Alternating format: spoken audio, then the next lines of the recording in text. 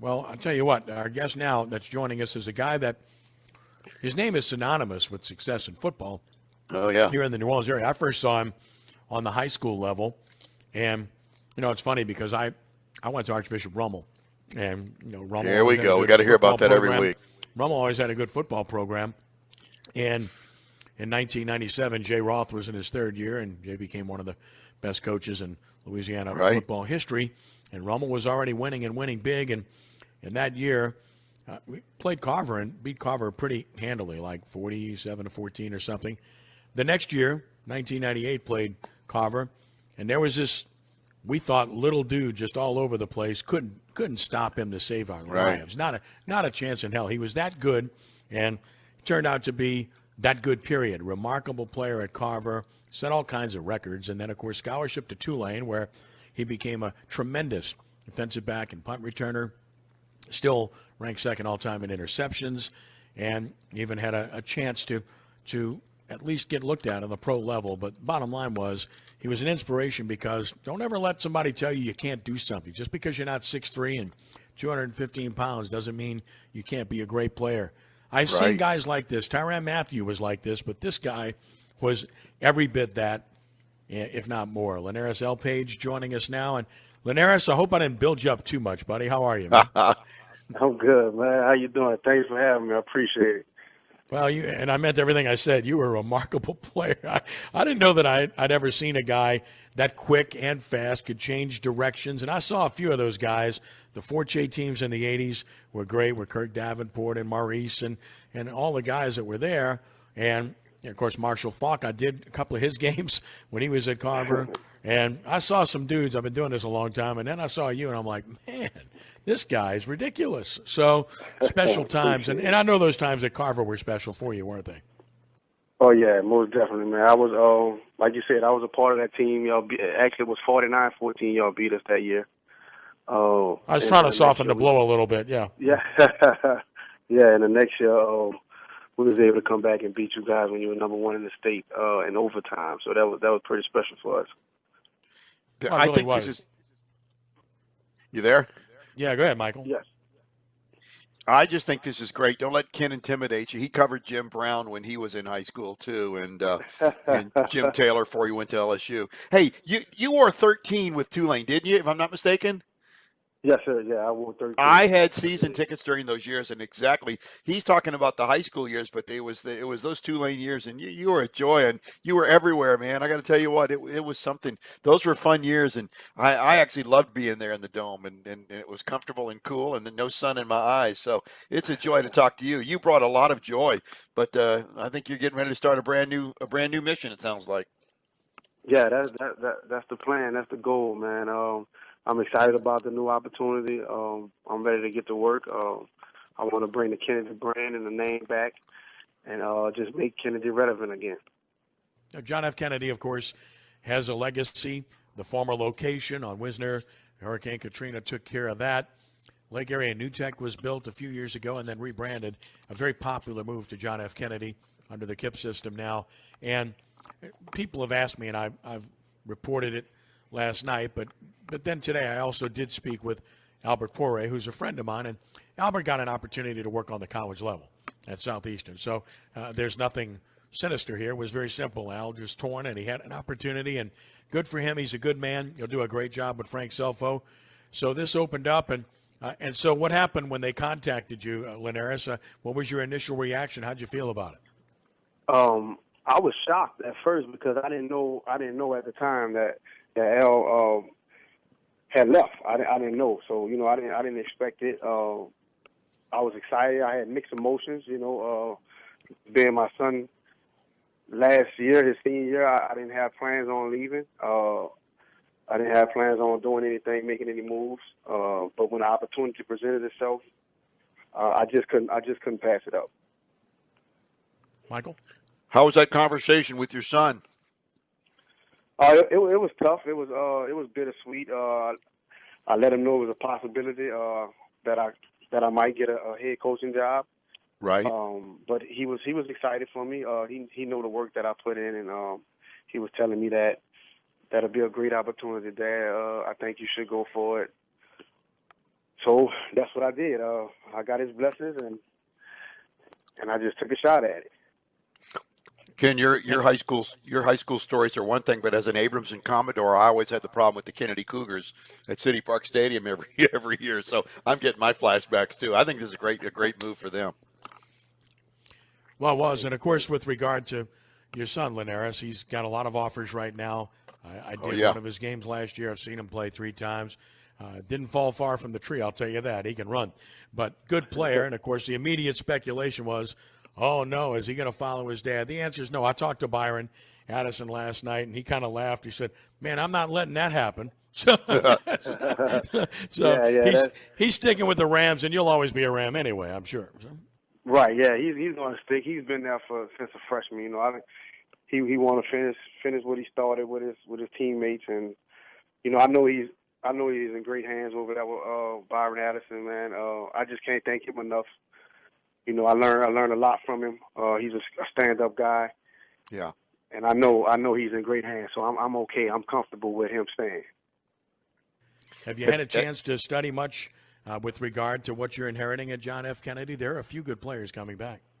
I have a little. I've been, you know, it just happened, so everything happened so fast, and I'm just starting to get more information and reaching out to the kids, introducing myself, and just trying to get everything in place. So I haven't got a chance to reach out to everybody, but I got a chance to see a few. They have a few young good kids coming back that I'm excited about working with.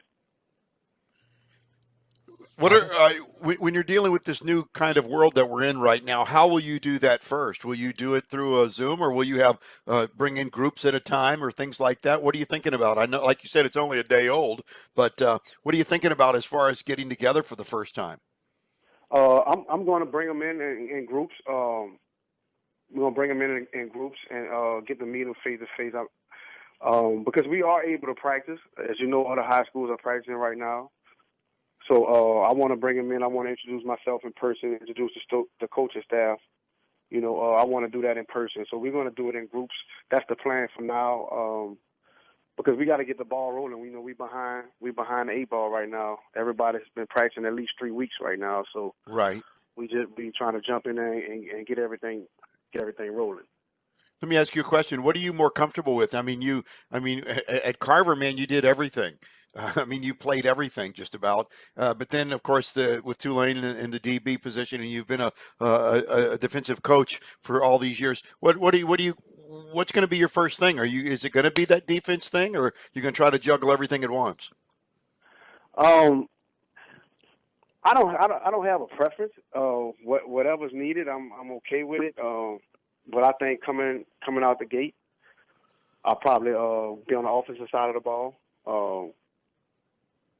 That's the plan going in right now. Things may change, but right now I'm gonna probably start off on the offensive side of the ball. But I don't have a preference. Like you said, I did defense, I did offense. I don't have a problem. I could do whatever's needed. That's what I'm going to do.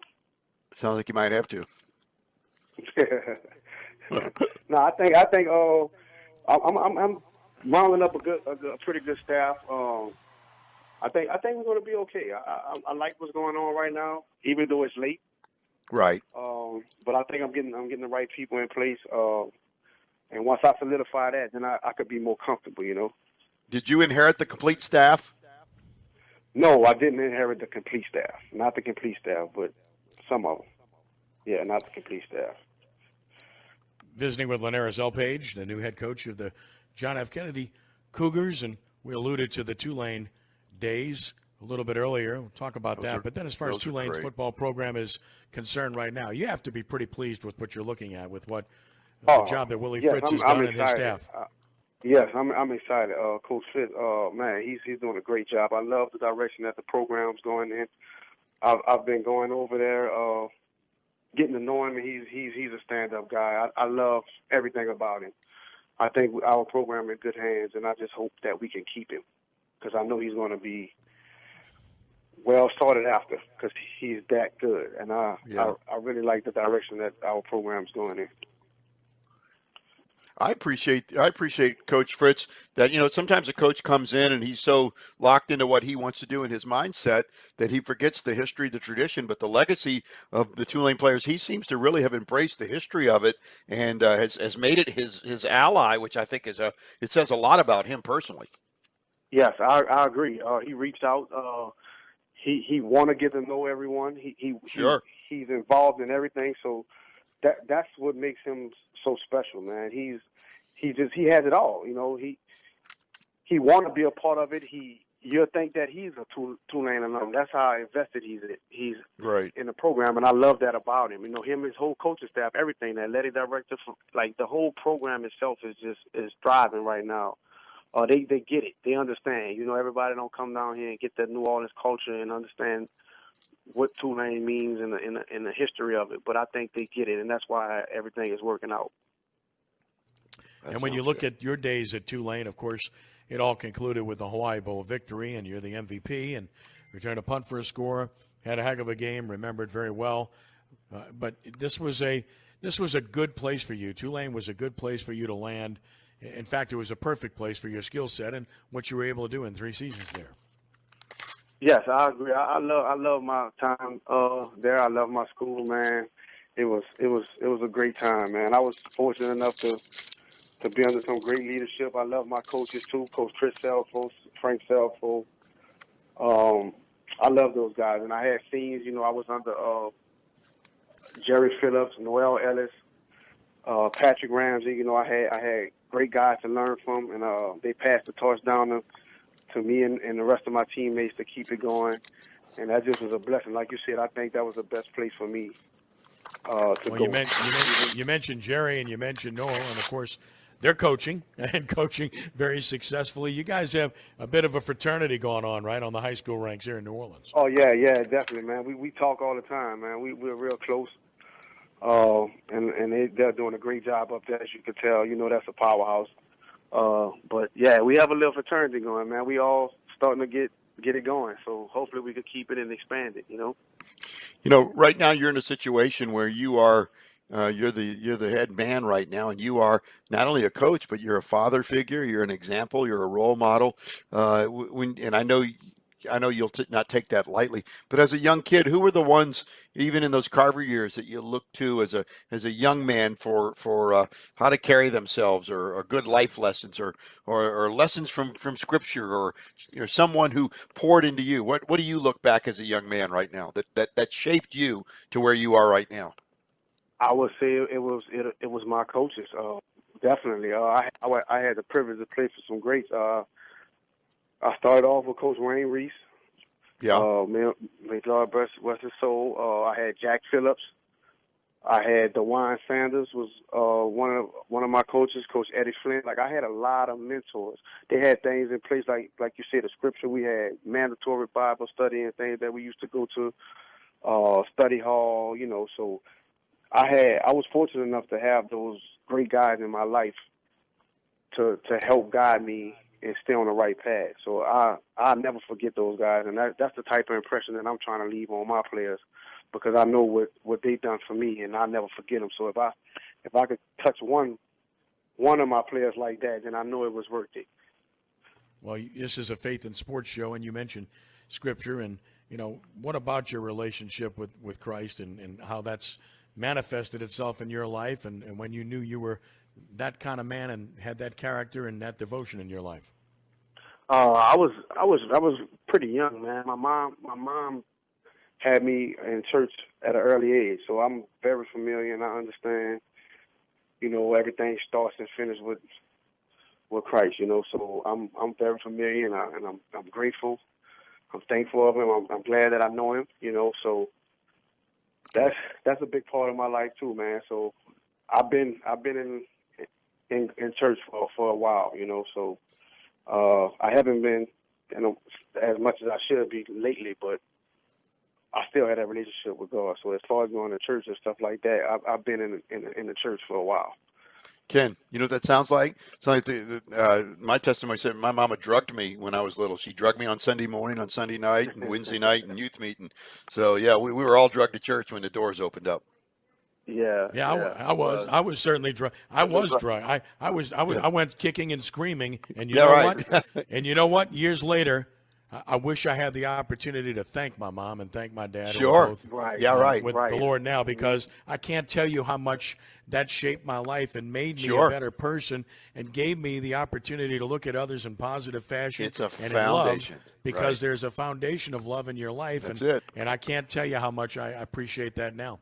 That's right. Yeah, I agree with you 100%. And in your new spot, man, I want to encourage you to stand up tall and like the scripture says, say to your kids, this is the way, walk in it, and to avoid the traps. I mean, you're old enough now, you can look back and you can coach them not only on what to do in the field, but when the game is over and when they go home and carrying themselves. I think you've got a great opportunity, man. You've got a clean slate here to teach legacy.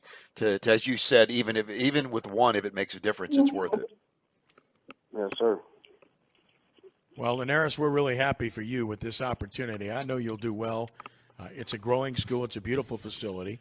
There's a proud legacy there with the name, and now they got a name in Lynarise Elphaege that They sure people do. know pretty well. It's going to be strange seeing you in those different colors. You know, I mean, I'm kind of used to that green and orange and a little bit of black in there in recent years Yeah. too. But you know, and those Rams horns, I don't know. I got to get over that. You're a Cougar now, man. Thanksgiving's Yeah, going to be a little yeah, different, that's huh? the Thanksgiving thing. dinner's going to be a little different, I think. Yeah, it's going to be different, man. Like you said, I'm a Cougar now, so it's going to be blue and gold all the time. Well, Lynarise, listen, thank you so much for the time tonight. Congratulations to you.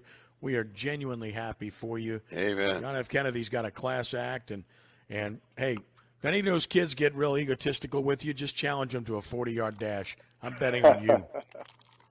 I appreciate it, man. Thanks for having me. You got it, Lynarise. Thank you. That's Bless you, Lynarise pal. Elphaege. And I'm not going to call him senior, okay, just because he got a No, namesake. he's too young the for that. original. He's just Lynarise Elphaege, okay? He's the original. Yeah, the other son one can be junior. That's all good. Yeah, So, right, and yeah. by the way, I he's think- really good. So, go see the Cougars play. Go see the Rams play. Go see games. Let's hope those games are taking place, because we'll talk about that when we come back.